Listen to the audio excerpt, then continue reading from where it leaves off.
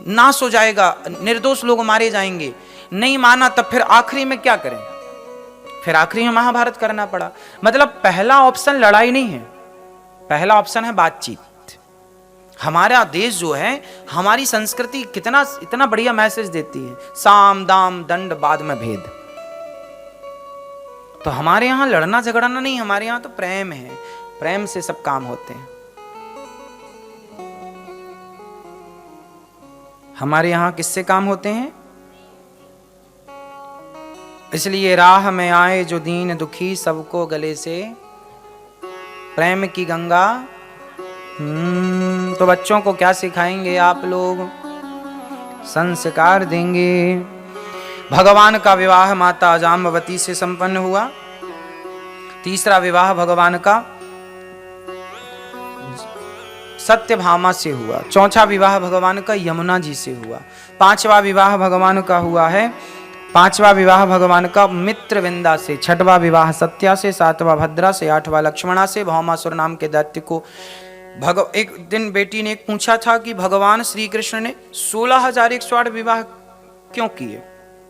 तो सुनो, एक भौमासुर नाम का दुष्ट था, उसने 16,100 कन्याओं को बंदी बना रखा था। उन कन्याओं से वो एक साथ 20,000 कन्याओं से विवाह करना चाहता था। तो अभी 16,100 कन्याओं को उसने इकट्ठा कर लिया था और कन्याओं ने भगवान को पत्र लिखा कि प्रभु हमें इसके बंधन से मुक्त कराओ। तब भगवान ने जा करके और उनके बंधन से कन्याओं को मुक्त कराया। कहा देवियों अपने अपने घर जाओ।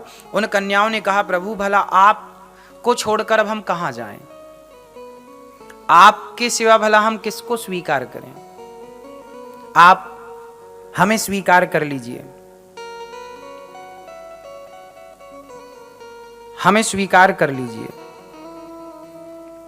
तब भगवान ने उन कन्याओं के आग्रह पर उन कन्याओं को भगवान ने स्वीकार कर लिया और टोटल विवाह हो गए भगवान के उन कन्याओं को जो कोई स्वीकार नहीं करता समाज में।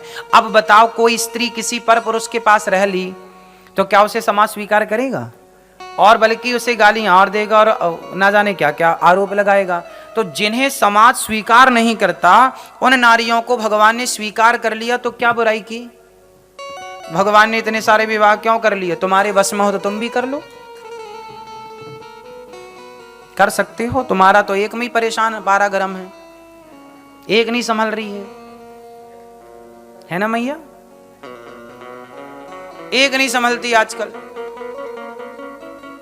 एक के बाद आदमी दोबारा की सोचता नहीं है, यदि बड़ी वाली मिल गई तो, है ना? एक ही ठीक कर देती है। और यहां भगवान 16,108 को भी रख के वो बांसुरी बजा रहे हैं, तो ये भगवान ही कर सकते हैं। इतनी होने के बाद भी भगवान हैप्पी हैं, खुश हैं, प्रसन्न हैं, कि नहीं? खुश हैं। मंदिर में राधा रानी के संग खड़े हैं और खुश हैं, प्रसन्न हैं। 16,108 16,000 वेद की ऋचाएं हैं, 108 उपनिषद हैं। मतलब भगवान को किसी भी रास्ते से पाया जा सकता है, हर सूत्र से भगवान को पाया जा सकता है।